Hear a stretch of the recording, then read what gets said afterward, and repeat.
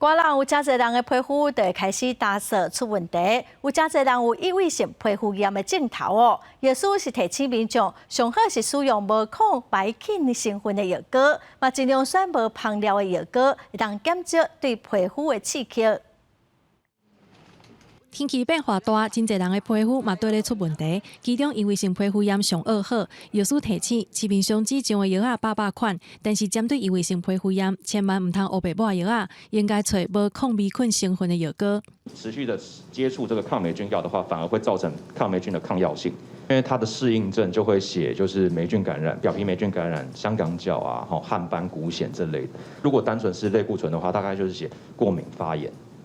改善异位性皮肤炎，除了抹脂种的药以外，维护部嘛强调爱保持皮肤的水分，平常时身躯洗了、手洗了，拢会当抹寡油性的身躯膏。不过身躯膏的选择嘛是一门学问。适合的保湿剂呢，其实是因个人的体质而异。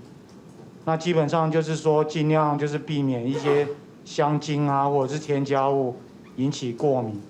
那另外是动物性的油脂的那个药膏的话呢，比较植物性的药膏容易产生过敏。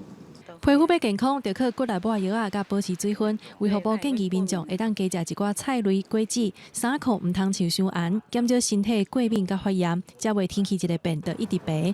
记者麦上英总派文台北报道。